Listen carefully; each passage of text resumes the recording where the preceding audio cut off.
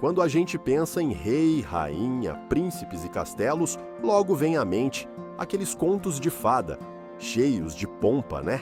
Agora, imagina essa mesma realeza portuguesa, com vestidos volumosos, perucas e toda a corte embarcando em navios e vindo parar no Brasil. Parece filme, mas é história real. Em 1808, a família real portuguesa atravessou o Atlântico e desembarcou por aqui. Mas essa viagem não foi turismo nem férias reais. Foi, na verdade, uma das jogadas políticas mais ousadas da história da colônia e que acabou mudando totalmente os rumos do Brasil. Para entender por que tudo isso aconteceu, a gente precisa voltar alguns anos e dar uma olhadinha no que estava acontecendo na Europa. Naquela época, o mundo estava virado de cabeça para baixo por causa de um sujeito chamado Napoleão Bonaparte. O cara era um verdadeiro furacão político e militar. Após a Revolução Francesa, ele subiu ao poder e começou a expandir seu império pelo continente europeu, invadindo país após país. A França queria dominar tudo, e quem não se alinhasse ao seu poder acabava virando alvo. Portugal, por sua vez, era tradicionalmente aliado da Inglaterra, e isso era um baita problema.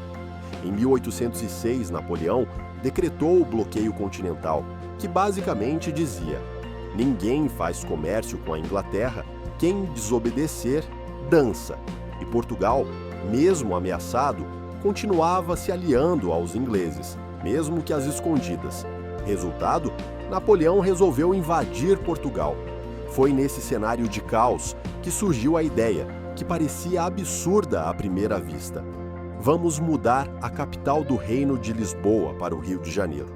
E assim foi feito. Em 1807, Dom João VI, na época ainda príncipe regente, tomou uma decisão histórica: fugir com toda a corte portuguesa para o Brasil. Mas não foi só a família real que veio, não. Foram mais de 15 mil pessoas, entre nobres, militares, funcionários do governo, artistas, serviçais e suas famílias. Uma mudança de país que, na prática, transformou a colônia em sede do império, uma inversão total de lógica. O centro vinha morar na periferia. A travessia do Atlântico foi tensa, navios lotados, comida escassa, doenças a bordo. Mas com a ajuda da Marinha Britânica, a corte chegou ao Brasil em 1808. Primeiro desembarcaram em Salvador, onde Dom João já deu um presente para os brasileiros. Abriu os portos às nações amigas. Parece simples, mas foi um divisor de águas. Até então, o Brasil só podia comercializar com Portugal. Com esse decreto, o comércio foi liberalizado, principalmente com a Inglaterra, o que aqueceu a economia local. Depois de alguns meses em Salvador, a corte seguiu para o Rio de Janeiro, que virou, oficialmente, a capital do Reino Unido, de Portugal, Brasil e Algarves. Isso mesmo, o Brasil de colônia virou parte do reino. E o impacto disso foi imediato. A cidade do Rio de Janeiro se transformou. Novos prédios foram construídos, ruas calçadas, surgiram jornais, bibliotecas, teatros, escolas técnicas. Foi criada a imprensa régia, responsável pela circulação de notícias e ideias. Também foi fundado o Banco do Brasil, a Academia Real Militar e o Jardim Botânico. A presença da realeza gerou um crescimento urbano acelerado. Mas também teve contradição. Para acomodar a corte, muitas casas de famílias cariocas foram simplesmente tomadas. Era o chamado recolhimento forçado. A expressão "o rei vai morar na sua casa" era literal. Imagine o susto de acordar e descobrir que sua casa agora era do ministro ou da rainha. Isso gerou um certo desconforto entre os moradores locais, claro. Com o tempo, o Brasil foi deixando de ser uma colônia de fato. A presença do poder monárquico aqui trouxe instituições que antes só existiam na Europa. E esse processo começou a mudar a mentalidade da elite brasileira. Se antes era impensável romper com Portugal, agora a ideia da independência começou a parecer mais concreta, mais viável. Afinal, se o rei estava aqui, se a gente tinha banco, imprensa, universidade e comércio livre, para que continuar sendo colônia? Dom João, por sua vez, era um governante cheio de manias.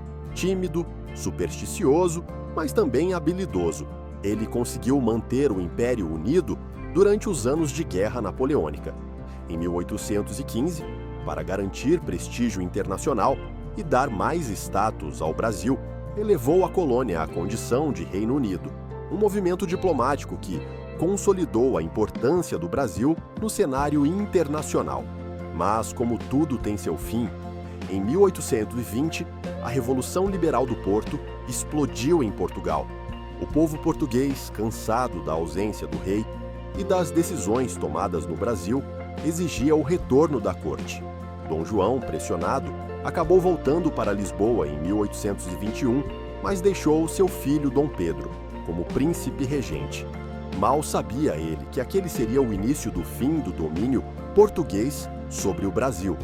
A permanência da corte no Brasil durante 13 anos mudou para sempre o nosso país. A abertura dos portos quebrou o monopólio econômico português. A criação de instituições deu as bases para o desenvolvimento de uma estrutura de Estado. O crescimento das cidades, a circulação de ideias e o fortalecimento da elite local criaram o terreno para a independência, que viria pouco tempo depois, em 1822. Claro que nem tudo foram flores. A população pobre, escravizada e marginalizada não viu tantos benefícios assim. A escravidão continuava firme e forte, o acesso à educação era restrito e a desigualdade aumentou. Mas, de forma geral, a vinda da família real foi um momento de ruptura, de transformação e de novos caminhos. E olha aí que curioso, o Brasil é o único país da América Latina onde a sede do Império Europeu veio morar. Em todos os outros lugares, as colônias lutaram para se livrar da metrópole. Aqui, a metrópole veio viver na colônia.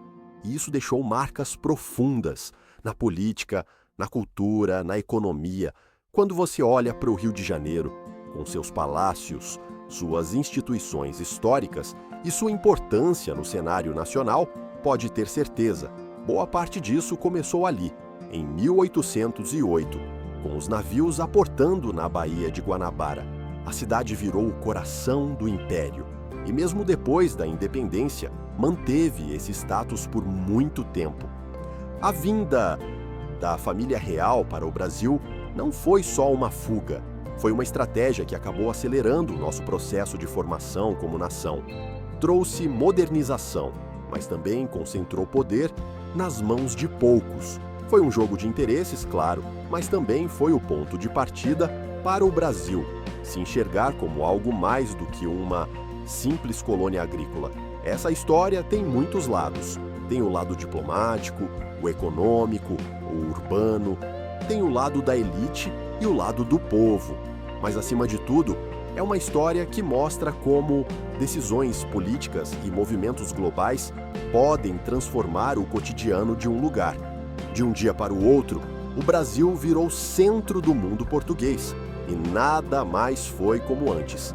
Se você curtiu esse mergulho na história e quer continuar descobrindo como o Brasil se formou entre crises, reinos e reviravoltas, já deixa seu like aqui no vídeo, se inscreve no canal e ativa o sininho para não perder os próximos episódios dessa nossa viagem histórica. E me conta aqui nos comentários, você já sabia que a corte portuguesa tinha vindo morar no Brasil? Achou curioso, absurdo ou genial? Vamos conversar. A história só faz sentido quando a gente compartilha. Até a próxima!